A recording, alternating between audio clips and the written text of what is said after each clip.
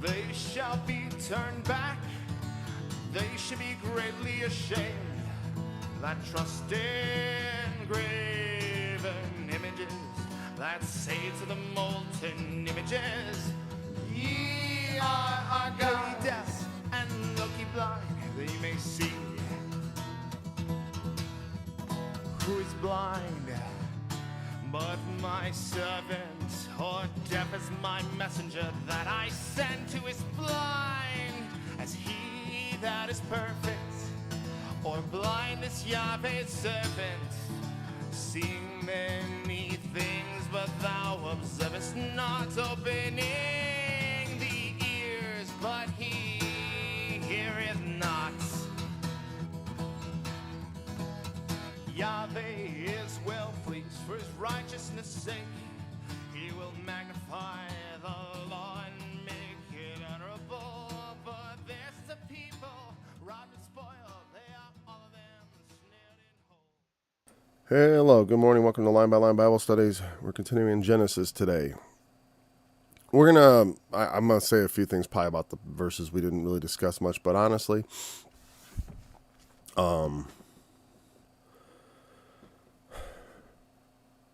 yeah, we commented on it for the most part. There's not a lot more to say, but we'll say something, I think, after we read the next chapter. In fact, well, it's pretty self-explanatory. And it came to pass after these things that one told Joseph, behold, thy father is sick. And he took with him his 2 sons, Manasseh and Ephraim. And one told Jacob and said, behold, thy son Joseph cometh unto thee. And Israel strengthened himself and sat upon the bed. And Jacob said unto Joseph, God Almighty appeared unto me at Luz in the land of Canaan, and blessed me, and said unto me, behold, I will make thee fruitful, and multiply thee, and I will make thee a multitude of people, and will give this land to thy seed after thee, for an everlasting possession. And now thy 2 sons, Ephraim and Manasseh, which were born unto thee, in the land of Egypt, before I came unto thee in Egypt, are mine. As Reuben and Simeon, they shall be mine. And thy issue, which thou begettest after them, shall be thine, and shall be called after the name of their brethren in their inheritance. And as for me, when I came from Padan, Rachel died by me in the land of Canaan in the way, when yet there was but a little way to come unto Ephrath. And I buried her there in the way of Ephrath. The same as Bethlehem. I don't think that's what Jacob said, by the way. And as far as just that last part. And Israel beheld Joseph's sons, and said, who are these? And Joseph said unto his father, they are my sons, whom God hath given me in this place. And he said, bring them, I pray thee, unto me, and I will bless them. Now the eyes of Israel were dim for age, so they could not see. And he brought them near unto him, and he kissed them, and embraced them. And Israel said unto Joseph, I had not thought to see thy face, and lo, God hath showed me also thy seed. And Joseph brought them out from between his knees, and he bowed himself with his face to the earth. And Joseph took them both, Ephraim in his right hand toward Israel's left hand, and Manasseh in his left hand toward Israel's right hand. And he brought them near unto him. And Israel stretched out his right hand, and laid it upon Ephraim's head, who was the younger, and his left upon Manasseh's head, guiding his hands wittingly.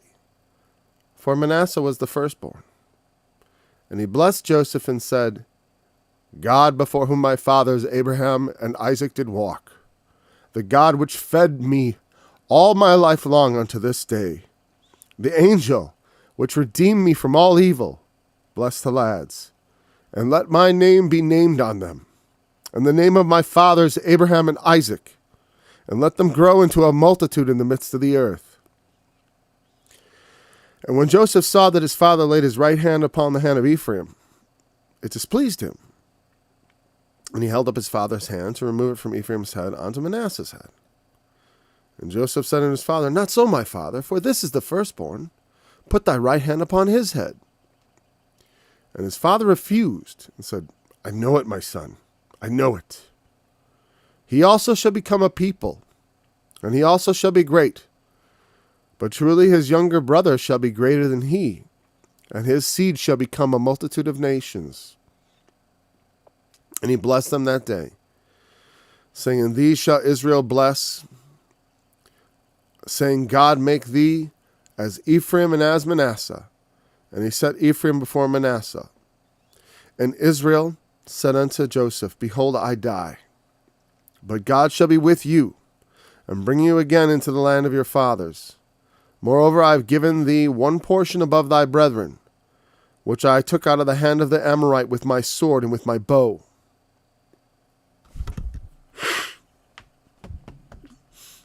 Okay, and then he comes, the prophecy of Jacob. That's a really interesting passage, but we'll deal with this first. Of course, we talked about how, we didn't dwell on it for very long, how Pharaoh came to basically be the owner of Egypt, in the story, as far as he owned all the land of all the people in the midst of a crisis. And that's kind of a thing. It's like, you make the deal with the devil in order to spare your life. But what do you sell yourself and your children into? Something to think about. But, and here's the thing. We all, people will, I was watching the other day about a real person who was really enslaved in Libya. Because they come up from the continent, and if they see a black man in Libya, man, that just starts the hunt. And thing is, it still exists today. And, and people will sort of, I don't know, what would I call it?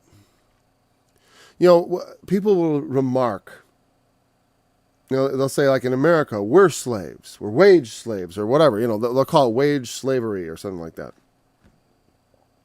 It's a contradiction in terms, first of all. It's like the idea of slavery and wages is a little bit, that's not how it usually goes.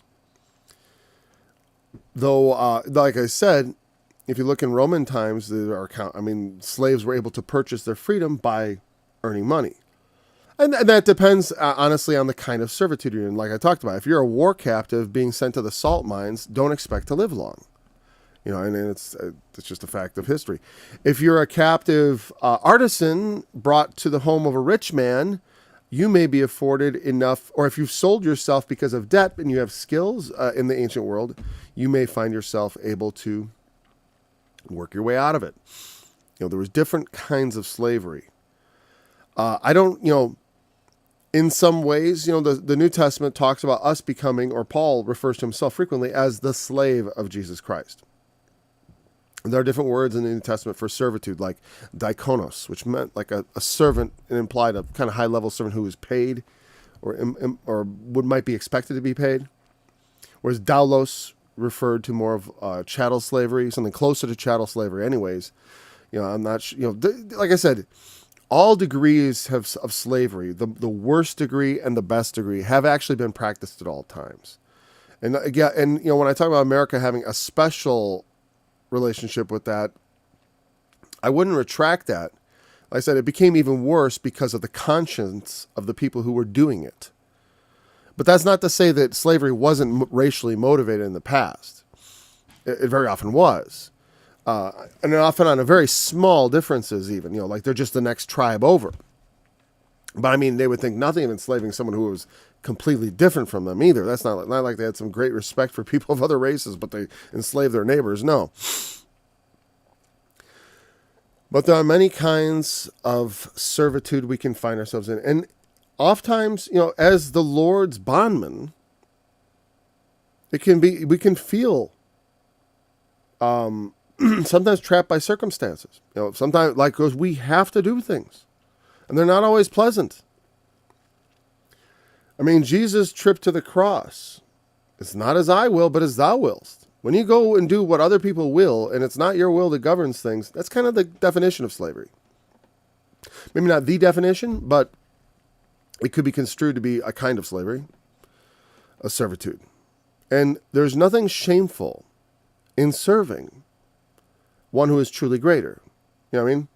And sometimes there's nothing shameful in, I don't want to say nothing shameful because I understand. I don't want to discount the experiences of people who feel shame in their servitude. But, a lot of these things are beyond people's control, and the shame doesn't really belong to you. But when we serve God, we serve someone who is worthy of service, and who, in return for our service, promises us adoption. There could be no greater hope for a slave. You think about Abraham. He said, the one who will inherit my thing is my servant. His servant was set to be the heir. Because at some point, if you don't have heirs and stuff, well, it's like, who's close to you? Well, my slaves are my closest friends. That can be the case. But, anyways. I guess my point on that is that, you have to be careful. You don't want to end up, I would rather use freedom. It's a lot more, it's a better tool. But we can, through any circumstances, serve God. Like I said, Paul talked about, the world's slave is the Lord's freeman, and the world's freeman is the Lord's slave. Oh, you can do whatever you want. There's no barrier then to you obeying me. You know what I mean? Like a person who's enslaved. Well, I can't do what the Lord has called me to do because I'm forced to stay here. I've often remarked that about like in the middle of the century, the last century I should say, because we're almost to the middle of this century. Wow. It'll be in my lifetime. We'll be in the middle of the century here. We'll get to the 50s again. Weird. I don't know if I'll be here for it, but all things. If they continue to go, I was like, oh, maybe we will, maybe we won't. But they used to refer to being a housewife or a wife, a mother, as being a kind of a slavery. Well, what is being a breadwinner then? Just work all day for other people so that she can raise the kids and stay home and blah blah blah. And it's like, I look at it as cooperative. But in a sense, it's not your spouse that causes you to serve. It's the children. And what binds you to them is often, you'll say love, but it's also the obligation. It's more than love, I would say, because I think obligation is a better thing. Because there's no guarantee your children are going to be lovable, but that doesn't mean you shouldn't take care of them. And at least love them in the sense, like I always say to my, I'm not really good at the hugs and kisses, but in trying to make sure things go well for my children, and to make sure they're prepared. And I try to do things that one who feels affection for their child ought to do for them to make their life as when I say as good as possible, that's a very mushy term. It could mean anything. But I want to prepare them for life as best I can. I guess that's what I say. Give them the best tools for entering into life. And to that end, I am stuck because I'm bound with chains of commitment and love to do what I have to do. And then that's being a willing servant is definitely not the same as unwilling. To willingly put yourself into service. But we are called to that. We are called to offer ourselves as living sacrifices to God. So, if our actions, sometimes to preserve life, we do have to sacrifice things. And sometimes to preserve life in the future, we sacrifice ourselves. I remember people, if you want to do me a favor, next time you hear someone, this is my argument about guns. And people say, like, how many children do we have to sacrifice before we ban guns? I'm like, there's no number. I will sacrifice any number of children to maintain the Second Amendment right. What do you think people died when they were fighting in war? We already sacrificed generations of young people in the Revolutionary War, in the Civil War, and what was that? It was to protect this. That's what they died for, to protect and uphold our constitutional rights. They died for those things. Young men, basically, my 18, 19-year-old sons, I don't want them marching off to war and dying. But if they do, I want it to be to preserve our way of life. Not to save, not for some border dispute in Europe. And you get the heck out of that stuff. Everything our founding fathers warned of, numerous foreign entanglements. Yeah, it's ruining us. It's ruining us. We should sell all our bases to the countries they're based in and get the hell out. Sorry. All of them. We don't need bases. Why do we have bases near every, there are enemies as we're parked in their front yard with our weapons and stuff. I understand. Yeah, I can see why they feel hostile. Like, but they're bad people.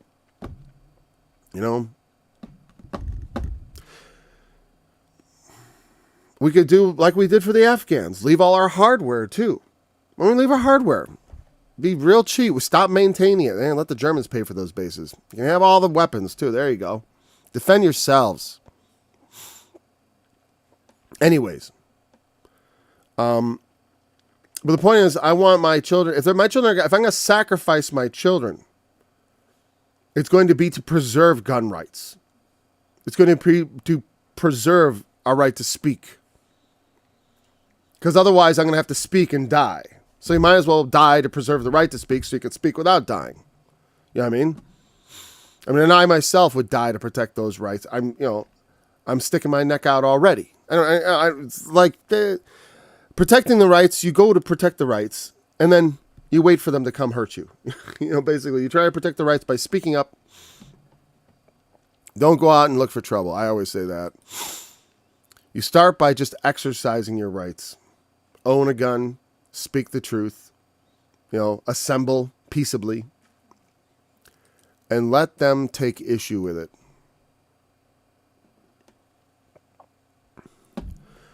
So, anyways, that's the most I could say. Because if anything I thought is I didn't have any... we understand what the passage meant. We just read in 47, right, last time. But what else is there to say? And the burial request, I think that's just fine. We talked about yours. They multiplied in the land exceedingly. Okay, so now we have Jacob and he's sick. And so Joseph goes to see him. Because Joseph is busy serving Pharaoh. He doesn't hang out with his dad all day. He's not able to. He has his life. Their father is sick, though, and he comes with his sons, Manasseh and Ephraim. And so Jacob hears that he's coming. And he strengthens himself, sits up. He doesn't want to be all laying down in bed and looking all old and dying, even though he is dying. Or getting close to it anyways. Not today, but, losing his strength. And he says to Joseph, God Almighty appeared to me at Luz in the land of Canaan. See, when we read it, I think that incident, did it say Luz? One easy way to find out. Let's just Luz. L-U-Z. Because, yeah.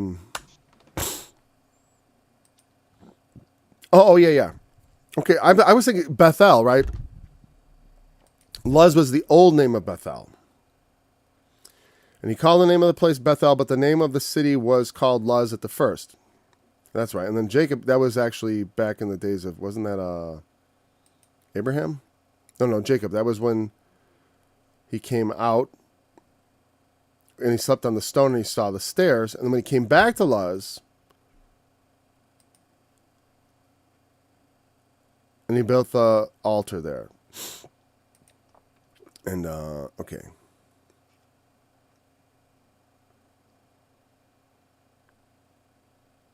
Yeah, that's where he put away the strange gods, too.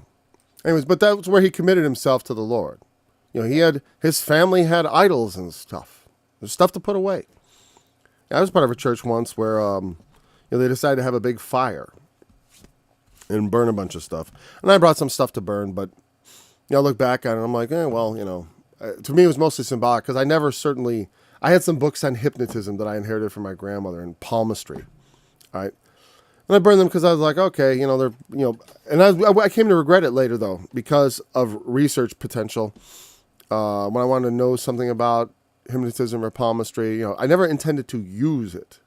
And I think there's a very different thing. Like I have Bullfinch's Mythology on my bookshelf, which I've read. I've read the Greek myths. I don't see any problem. It's not like I've given myself into, to the faith of Zeus. Zeus doesn't demand faith. It was a cultural thing. But they were genuinely, these gods were kept in a superstitious way, in a religious way. There was still some respect being paid to them, no doubt. I'm like, and Jacob had no command from God, like, hey, your servants, they can't have gods. Like, I'll serve this God. But anyways, God Almighty, El Shaddai, is what that's going to be. I'll check, just in case I'm wrong, because sometimes I sure am, right? Sometimes he's wrong. Yep. All right, Luz, land can multiply.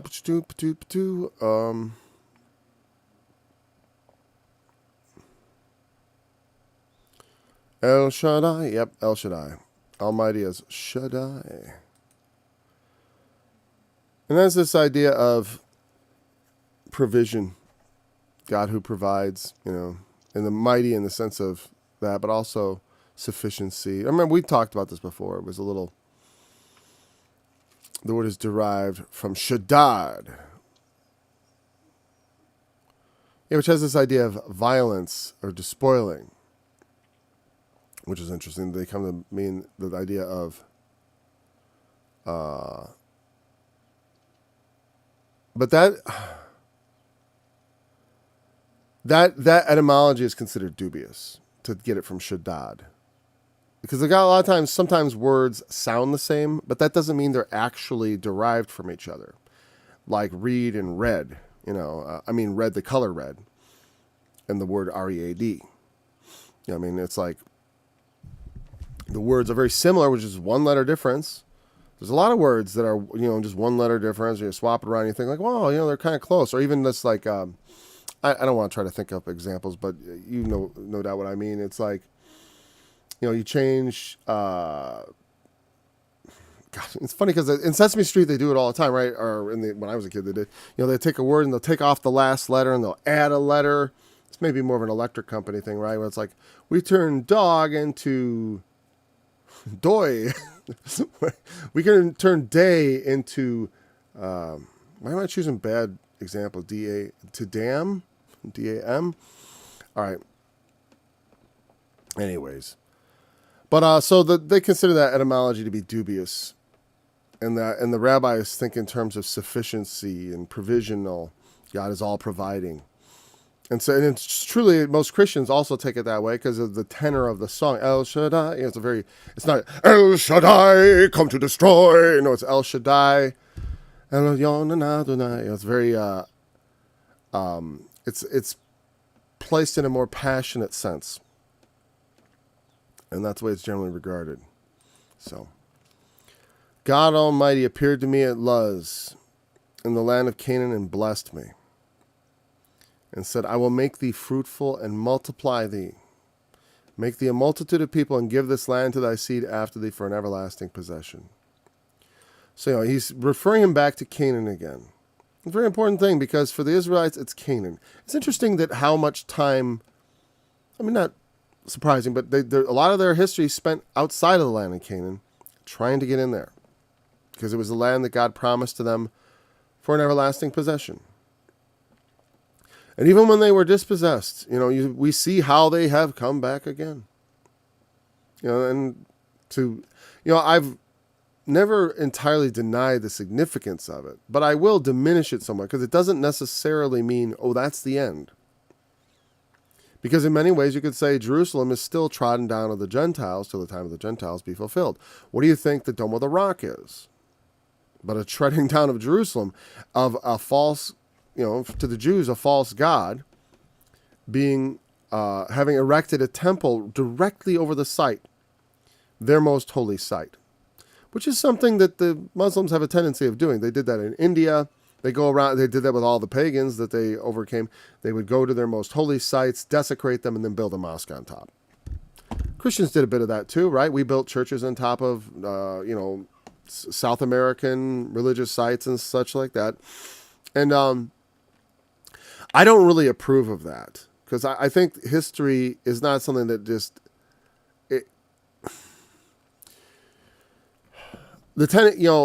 I would rather... People still find out about the past.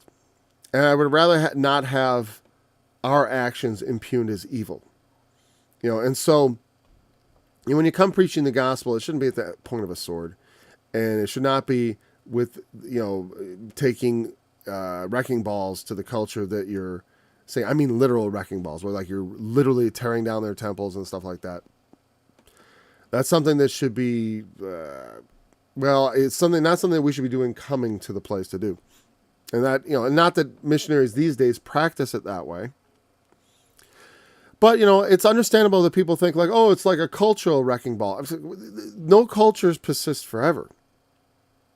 They all go extinct over time. And with technology and stuff, it's sort of cruel to say, oh, you got to stay in this primitive state. We're all going on. My old culture, the culture of America from 100 years ago, and maybe a little more, I would think more like, I'm thinking more like 140 years ago.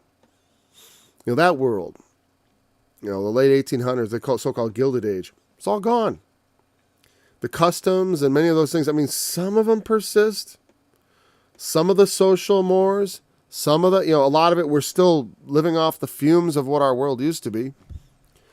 But a lot of it's changed. And no one's like, oh, we lament, all I hear them talk about is revenge against Christianity. All they talk about is us as being Nazis, us as being evil. Okay? So that they have no interest in preserving old cultures when it's a Christian culture. They only want to preserve things that are, and it's just utter hypocrisy. I do think that I don't want to preserve cultures, but I don't think that I don't think it's wise to go around just stomping on people's cultures. Look at the way Paul went to Mars Hill. He didn't go there to smash idols. He went there to preach. And I used to look admiringly at the movements like the iconoclasts and stuff like that. And I think that is just too extreme. That, I would rather draw people with bands of love and understanding and persuasion than forcibly doing those things, because, vengeance belongeth to God. We are not to revenge ourselves, and neither to revenge God. Like someone, like in some faiths, non-Christian ones, generally, if you depart the faith, you could be subject to to the death penalty. And so we shouldn't, that's not the kind of direction we should ever think of going. I'm sorry. Oh, because of Canaan. Because of the focus on Canaan. To get it as a possession. Because there will be a ban on the Canaanites. And they were not to make alliances with them. Because they were to be a peculiar nation. But God has called us as Christians to be peculiar in the midst of a perverse and wicked generation. You know what I mean? I don't look to my nation. I have a nation. We are a nation. We are all unified in the Spirit. We can't see that. And I don't need to see it. I have faith to know it exists, because the true church is made up of the many-member body of Christ, and it's unified by the Holy Spirit. Therefore, there is no need for earthly structures or organizations to be able to have that coalesce. It's already made up. We got to organize together. God is organizing everything. Everything. It's all being organized. Not that we should throw up our hands and do nothing. No, it's not. It's just that we don't have to fret about, everyone's got to be unified. We saw one casting out devils and he doesn't run with our church. We got to have everyone under the same banner. That's a wicked impulse. Jesus said, no. Unless you see him doing something bad, it's all right. If they're not against us, they're for us. If they're not preaching contrary to us, there's nothing, it's like they don't have to be with us to be with us. Anyways, that's for us. For the Jews, they were not given that. They had to be peculiar as a group. Well, that was the call. You know what I mean? And the funny thing is that we as Christians aren't much different. You go into a church, you're going to find about the same level of dedication you would in ancient Israel.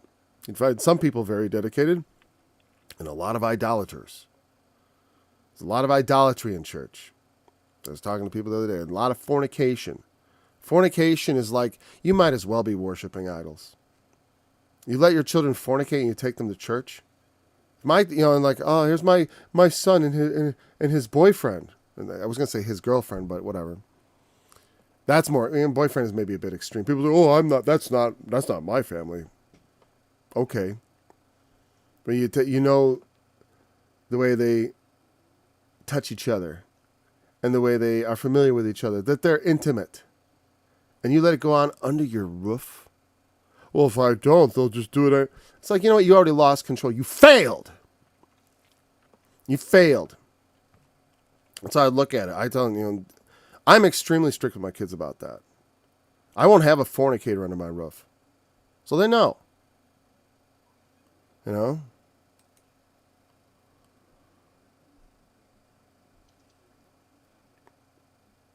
I mean, not that I talk about it every day, God forbid. I mean, again, you don't want to repress too hard.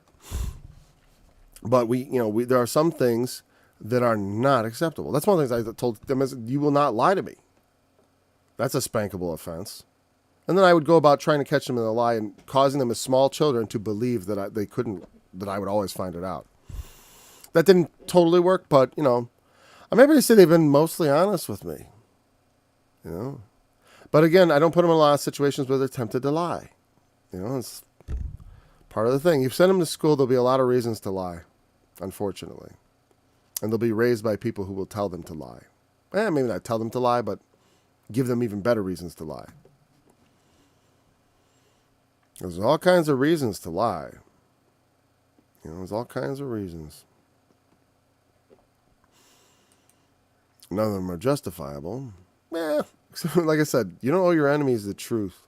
But again, don't treat your friends like your enemies then. Because when you lie to your friends, you might as well be treating them like enemies. I can't trust you. You're like an enemy. It may be a commentary on the quality of friends you have. If you find yourself lying to your friends, then they're not your friends. At least not in your sight. And will make thee a multitude of people, everlasting possession. And so that's what God, he initially tells him this great blessing that God has promised him to make him fruitful and multiply him and make him a multitude of people. Give this land. He focuses on those Israel promises.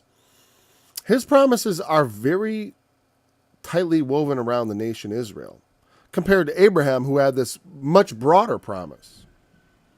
Even including, you think about the blessings given to Ishmael, and his other the children of Keturah were not any small deal. They were a great nation, even coming into conflict with Israel later. They were oppressed by Midian.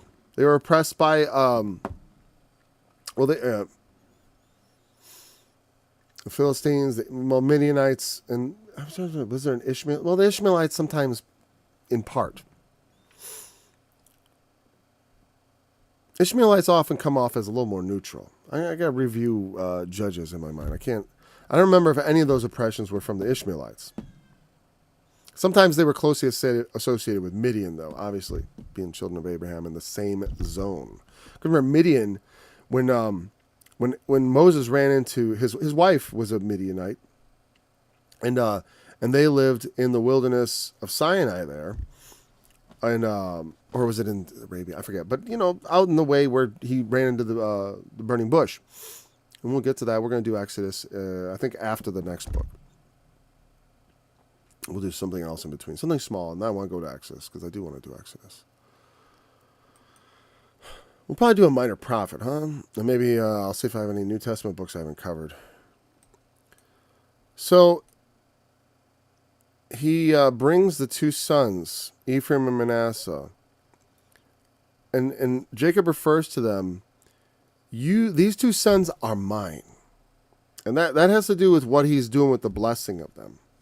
Instead of blessing Joseph, because you got to understand, one of the things about being the firstborn in some of the customs of that age were that, every child would be given part of the inheritance.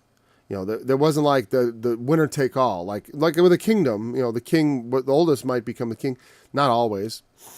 In fact, if, they're wise if they don't just choose the oldest, but choose the best. But that's tough on a family, man.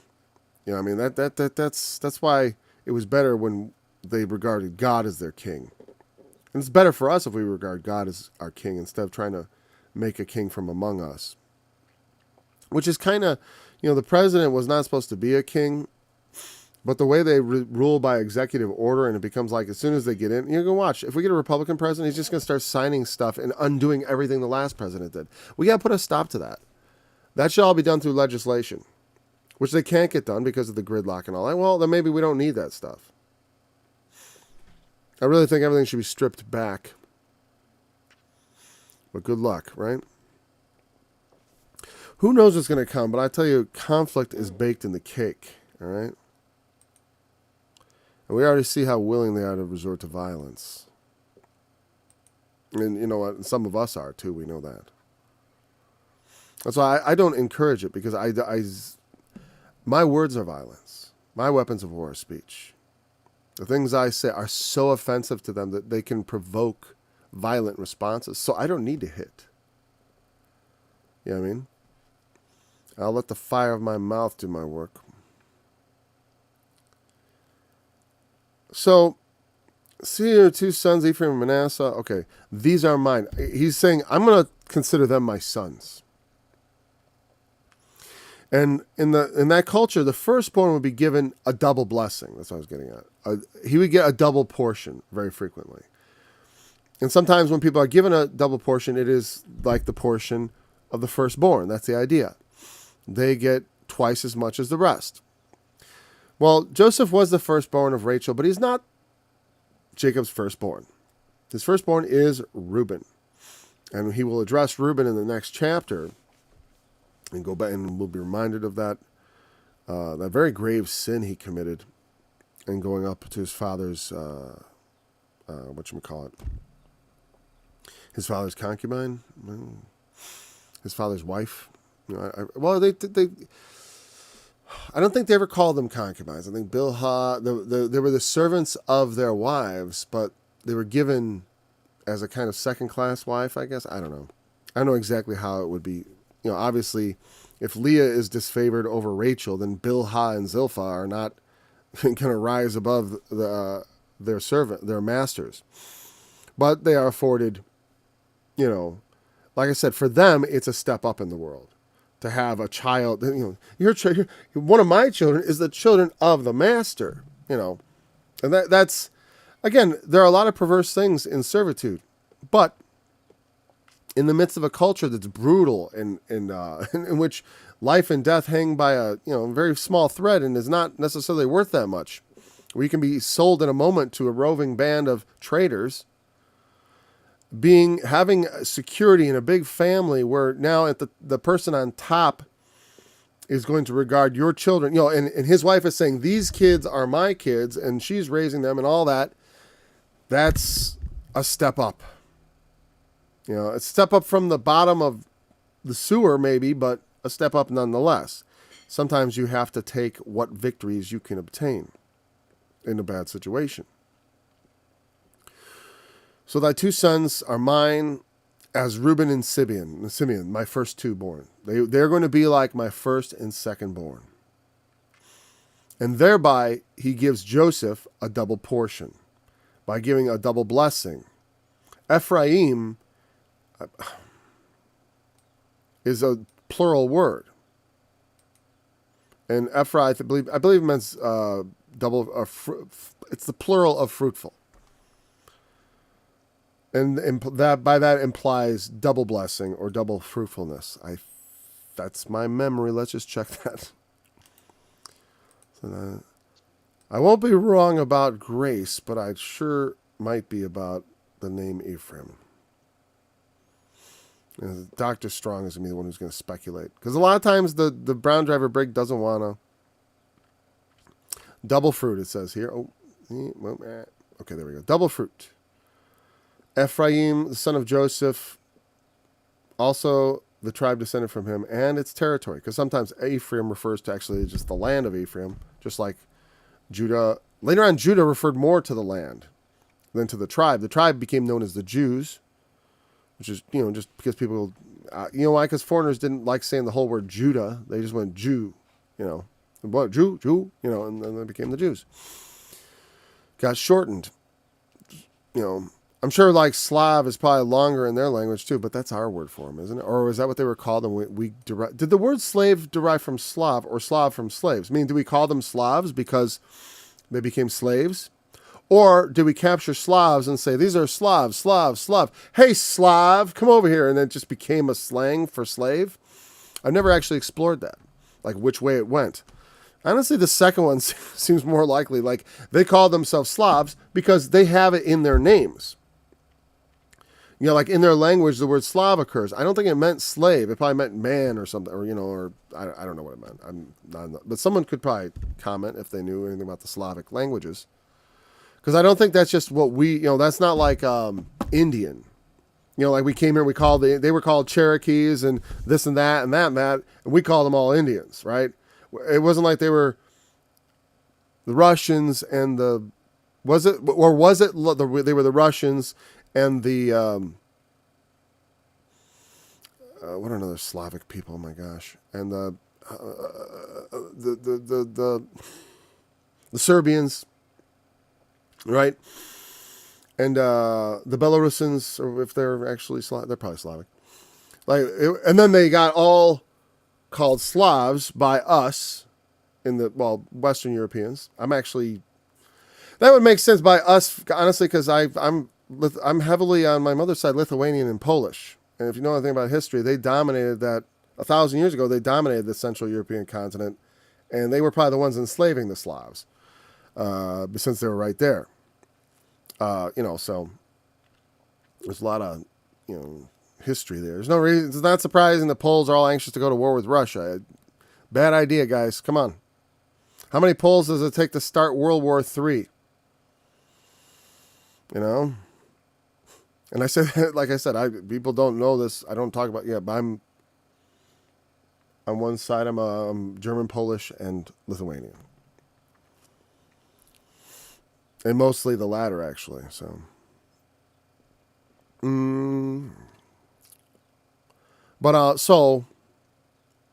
point being, I don't know that they were called that by like I said, the Jews it was probably outsiders that called them Jews, because later on that mostly you call yourself by your full name. Like I said, Slav maybe was a bigger word. I don't know. So whatever, speculation. It's kind of fun. I like to think about words and where they come from. And because you don't always know exactly, but you can think about a couple places where how it might have come to be, right?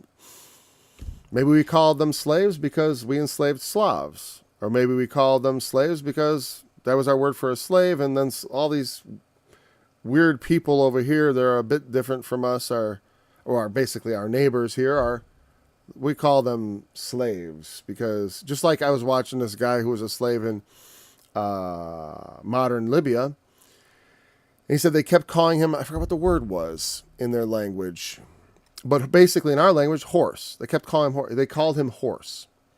Hey, horse, come over here. Pick up that bale, horse. Horse, they didn't call him a human name, they call him horse.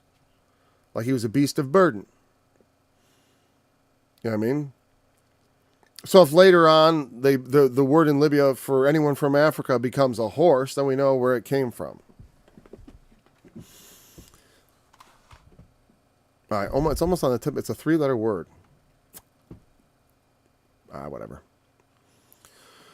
Okay, so Jacob was going to make Ephraim and Manasseh as his own sons, and thereby give Joseph a double blessing. And your issue which you begettest after them shall be thine. If you have any other children, those are yours. But these are to be regarded as mine. Not anything against his other children. but because he wanted to give him the double blessing. He wanted to give Joseph the double blessing. There's like a double, this is so Jacob, it's kind of interesting because he started off his life taking the blessing from his elder brother.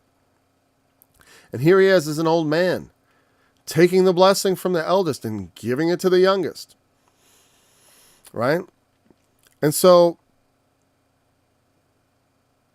and they should be called after the name of their brethren in their inheritance. I mean, they will, in the inheritance of Jacob, and this is how it plays out. This isn't just him talking here. Ephraim and Manasseh are the tribes.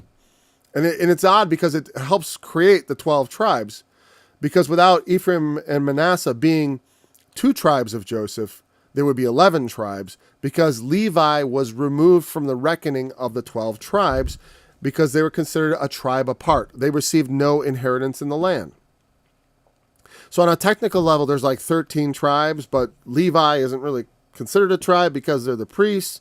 But on the other hand, Ephraim and Manasseh are really just one tribe, the tribe of Joseph. Interestingly, in Revelation, it says that the tribe of Joseph shall be, 12,000. And it also mentions the tribe of Manasseh, but not Ephraim. As far as the sealed, in the 7th chapter of Revelation, the sealed are of Joseph and Manasseh. And Ephraim is not named. Because the idolatry of Israel, Ephraim led Israel astray. So it's kind of a sad thing when you think about it. It's like Jacob pouring his blessing out upon the lad. The boy himself probably was blessed, and his nation, the nation Ephraim, was blessed exceedingly. And that blessing often leads to downfall, unfortunately. Like Solomon. All that wisdom, all that wealth. And at the end of his life, he's corrupted by his many wives into idolatry.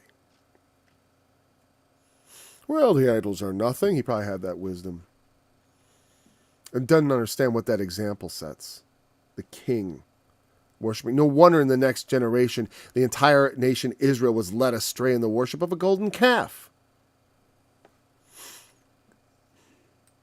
Because then, I always point out, I'm not perfect. I forget things, everything right, Solomon had great wisdom, but he failed in some critical ways.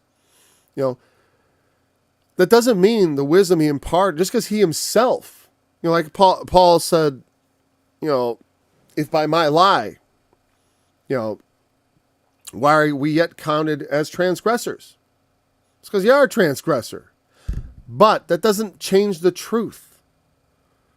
It's like in my song, it's not released yet, but I have it on my mind because I want to get them out. There's a bunch of stuff's coming out. I say that a lot, but it's true. And I think this summer we'll have a lot of songs come out. I'm just readying the covers. I'm just sort of like, do I make a video first or I don't know. So it's a little bit, sometimes I'm not sure how to deal with things. And I like them to be ripe. Well, what it is sometimes I feel like things are going to go overripe. I mean, I thought things, I'm like, surely this will all blow over but I won't have time to make a video. Everything's going to be over. Everything's going to blow by. Well, that never happened. Some things have happened. Some things are gone. But in some ways, everything's been changed. And it's like we'll never go back again. They have already taken so much. But by the fact that they got away with it. By the fact that they're not in jail. That's the thing. Because they are not, when the wicked go unpunished,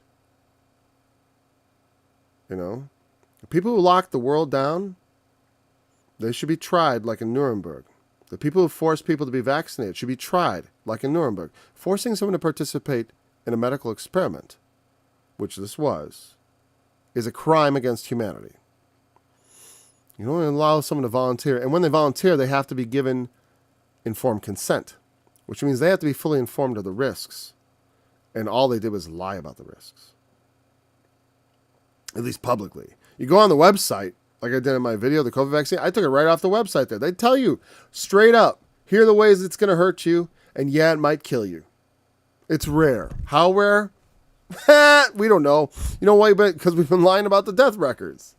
It is rare, though, because we don't see people dropping dead everywhere, but I bet it's not as rare as you think.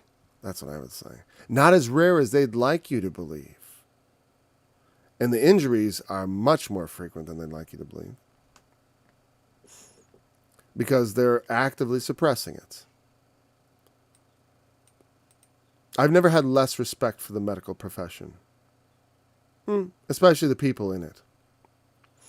I mean, I respect the idea of the medical profession, and many of them, yeah. I should say a few of them. That's what I should say. I respect a few doctors. A few that stood up and spoke the truth. They cared about the rights of people instead about their, maintaining my job. All right. Sorry, I'm being distracted. Like always. Your children, they will be yours. They'll be called after the name of your brother. It's not like he's taking his kids away. He's doing something. He's blessing Joseph even more. And these other children will be regarded as grandchildren. And they will come after Joseph, and they will be, called after the name of their brethren and their inheritance. It probably means after, like in the same situation as the sons of Judah, as the sons of, any more children you have are going to be like Pharez and Ezram. Those are the only grandchildren I remember off the top of my head. And as for me, when I came from Padan, Rachel died by me in the land of Canaan in the way. I mean, I was there, I think. Not by me like I killed her. That's almost the way it sounds, but of course it means in proximity. When yet there was a little way to come unto Ephrathah. And I buried her in the way of Ephrath. I just remember Ephrathah. That sounds a lot like what Jesus said to the, when he... I'm making it wrong. Never mind. Buried her in the way of Ephrath. The same as Bethlehem. I don't think that's what Jacob would have said to Joseph. That is, the quotation mark should appear right here. And then this is what you would call a parenthesis. This is how we would punctuate it if it was written today. The same as Bethlehem. Because it's a commentary of Moses or whatever commentator. It could be Joshua for all I know. You know what I mean? I don't see anything wrong with Moses and then Joshua and other of the leaders, supplementing the book with more information. That doesn't seem like a bad thing. Like, oh, God forbid you should add to these. Only Revelation has that stipulation on it. And you could say that at some point the whole Bible should be considered closed. We shouldn't keep editing it. But there is a desire to. You look at all the different translations and how different they can be. And like I said, there are some verses that don't occur in all Bibles. And if you go back to the Septuagint, there's different numbers in the Old Testament. And so it begs the question of, can we trust these numbers at all? That's what I would say. It does beg that question. Because it's like, I believe in the Lord Jesus because when I called on his name, he responded with power. So I know he's risen from the dead. And I believe in him. But I also believe in him with I have this very respectful sense of like, okay, you are real. So I'm not going to pussyfoot and try to be afraid of discovering things that aren't quite. I'm just going to explore this like I'm as free as a bird because you made me free, Lord. I am free because of Jesus. And I don't have to be beholden to interpretations of modern men who, like I said yesterday, yeah, God loves everybody, and you should take everything literally. Okie dokie. And so Israel looks at them and says, who are these? Because he didn't actually recognize them by sight. And and also his eyes are failing, as it said. They could be the sons. He asked rhetorically, perhaps, right? Like, who's this? These are the boys. They're my sons. And he says, well, bring them, right? I will bless them. His eyes were dim, so he could not see them, and he brought them near unto him, and he kissed them and embraced them, and said unto Joseph, I had not thought to see that face, and God hath shown me thy seed. That's exciting. It is exciting to see your children's grandchildren, or your children's children, which are your grandchildren. Your children's grandchildren is something, That, when you see that, you think like, boy, I'm not long for this world. That's what when you see, because I remember all I have of my great grandparents, except for one, I had one great grandparent live until my wife was pregnant with our first child when she died. My great grandmother. She was like 96. And certainly my kids knew, many of them knew their great grandmother, who was the daughter of that woman. So there's some longevity there. But, I guess when you're about to see your great great grandchildren, you're probably not long for this world. But then, some people live very long, right? But even so, for the most part, when the great grandchildren start appearing, like when I was a kid, there's pictures of me as a baby being held by my great grandparents, but I never met them. They were dead before I was 4. But there's baby pictures. There they are. They're clinging to life. Still there. When I was born, there were only 3 of them, and when I was 4, there were only 1.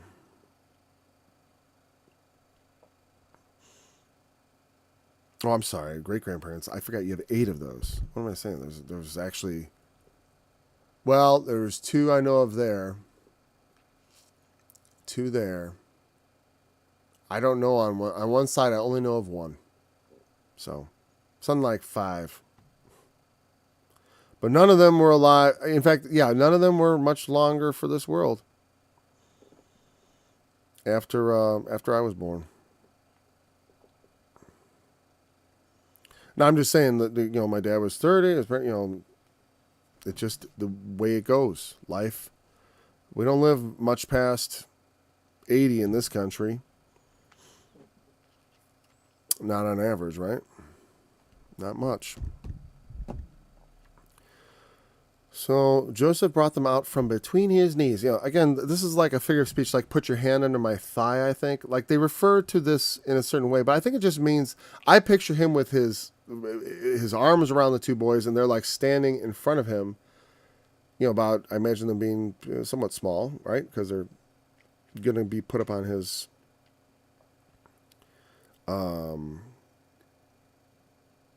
let's see.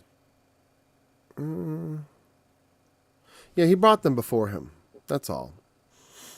So I wonder if that means bringing them out from between your knees. Like, okay, between your knees is where you reproduce from. It's technically, there's one way to look at it, right? The area, it could be a euphemism for between your knees is a euphemism for your reproductive parts. And your reproductive parts could be it's a euphemism for he's introducing his children to his, so he's bringing them out from between his knees. I don't know. Maybe I should look at that from let's see if the Thought for Thought translation, the NIV, decided they wanted to interpret that figure of speech. Because sometimes, like I appreciate it as a tool to understand what do modern scholars think this figure of speech meant, because they sure know a lot more about Hebrew than I do. Okay, when I call it the Devil's Translation, I'm kidding a bit. Like I said, but I do not at all recommend relying on a thought-for-thought translation for your study. Because if you want to do a deep study of the Bible, you should immerse yourself in the idioms. But then you can cross-reference it with a modern translation. Absolutely. Or a modern, like I said, it doesn't have to be the King James. I'm not King James only. But there are only a few other translations I would probably find acceptable. Maybe the New American Standard, something like that. Is that one I like? Let's see. NAS. Yeah, I do like the NAS. Relative to other ones, I like King James the best. It's got all that cool King Jamesy language. And it follows the word order of the Hebrew more than, let's say, modern translations. Even though it was kind of, I think, based a lot on the Vulgate. Okay, where were we? Down a bit, Bethlehem. Let's scroll down a bit here.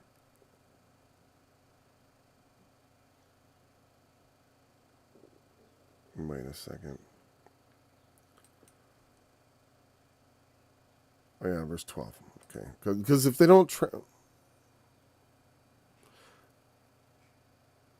then Joseph removed them from Israel's knees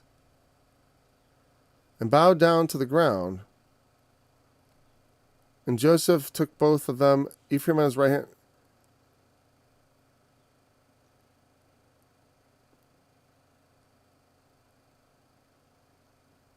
Oh, okay, I don't understand that. Then maybe it's not a figure of speech. Maybe it means literally. I think it's literally. He's taking them from, I guess they were on his knees. Like they were sitting on his knees, right? And maybe with their legs in between his knees or something if you think about two kids once, if you've ever set a kid on your lap, which I've done many times, obviously, you always set them facing inward, right? If they're on your right, they face inward with their legs inward. If they face left, if they're on the left side, they face right with their legs inward. You don't put them facing outward on your knee unless they're trying to ignore you or you're going to give them a horse ride or something, But generally they face you or they, turn inward. I imagine them turning with their legs over his thing. So I missed the pronoun there. And a lot of times you notice the pronouns, I don't bother in every passage pointing out, okay, this refers to Judah, this refers to Joseph, this refers to Israel. Because a lot of times it's very obvious in the context. Here it wasn't. Obviously, since Jacob was kissing them, he already brought them close. And maybe they were set up on his knees already. And I thought it was sort of like him bringing them out. But actually, after he kisses...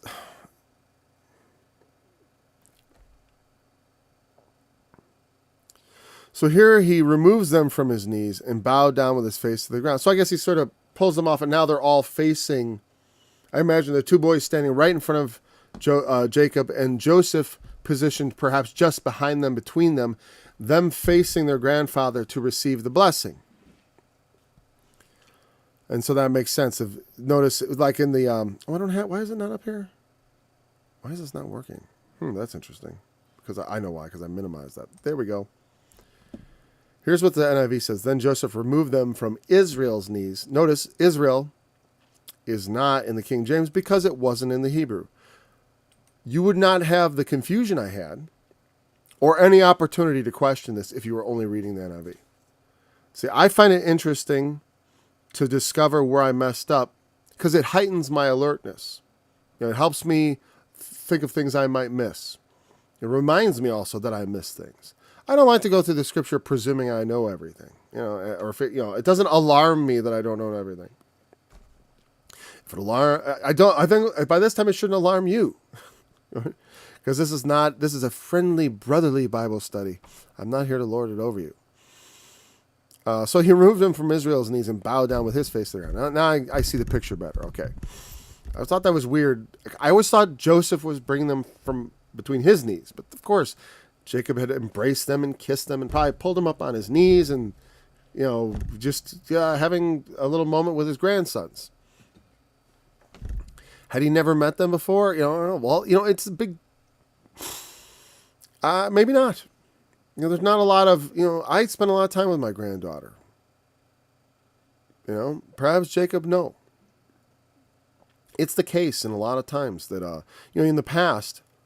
families would set off across the country and never see the grandparents again. People left Europe and never saw their families again.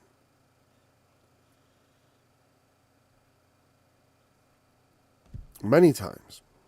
People often, I remember I've had people in my life that say, they think that like the grandparent is some essential ingredient. It's helpful. Grandparents can be a great blessing when they're around. But they're not required either. And they don't have to be. And they can all, here's the thing, I'll tell you another thing that's important to remember. Grandparents, just like mothers-in-law, can be a problem. And as an adult raising children, you gotta understand, you have a new dynamic. Your children obey you. If your parents interfere with that, you need to build a wall. You need to build some kind of boundary. I mean, a metaphorical wall, obviously. You need to set up boundaries so they understand, no, I'm in charge here. Children obey your parents. I'm not a child. I respect you. I reverence you as far as that goes. Because there's a different... Once I'm an adult, I don't reverence my parents the way I did when I was a child. I don't need to. It reminded me of thinking of like why Jesus said you must become as a child you must humble yourself as a child to come in the kingdom of heaven. It relates to the first commandment. Thou shalt worship the Lord thy God, and only him shalt thou serve. children obey their parents the way we ought to obey God. Good kids, raised right, and God, in his sight, is raising us right. Those of us who he's raising.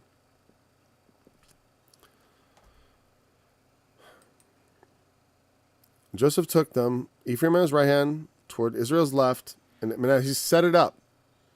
To the left of Joseph, which would be Jacob's right, he has the eldest, Manasseh. And on his other side, he's got Ephraim. And he's bringing them so that Jacob can put out his right hand on the head of Manasseh and his left hand on the head of Ephraim to deliver this blessing. But Israel crosses his arms famously. He famously crosses his right arm over and puts it on Ephraim's head, his left arm on the firstborn, even though Manasseh was the firstborn. Then he blessed Joseph and said, may the God... Oh, I'm sorry, let's keep our King James here. God before whom my fathers Abraham and Isaac did walk, the God which fed me all my life long to this day, the angel which redeemed me from all evil. Blessed lies. That's such a... In fact, we're going to stop right here, because this will go good with the next chapter. I don't want to cut this short and like last time. While the last passage I thought did not need lots of commentary, and maybe I took a long time on the passage today, that's all right. I mean, I say it's all right. Hopefully, whatever. We can always... There's other stuff to watch, right? He blessed Joseph and said, God, before whom my fathers... We're going to pick it up here, because I really want to talk... This is something to wax eloquent about a bit. We'll probably speed through it too, but we'll pick it up at verse 15. We'll read that and we'll also discuss it a little bit. I don't want to cut that short. We're over an hour now, and there's no way I could take 30 seconds to do any justice to the last, 7 verses here. 8, sorry. You got to count that 15th verse. That's 8. Anyways, we'll be back tomorrow, God willing, and I'm certain he will be. Well, am I? Well, I'm certain, but then again, I've been known to be wrong, but we shall try. Until then, thanks for joining me. They shall be turned back. They should be greatly ashamed that trust in graven images, that say to the molten images, ye are God. Deaf and look ye blind, that you may see. Who is blind? But my servant, or deaf as my messenger that I send to is blind as he that is perfect, or blind as Yahweh's servant, seeing many things, but thou observest not, opening the ears, but he heareth not. Yahweh is well pleased for his righteousness' sake.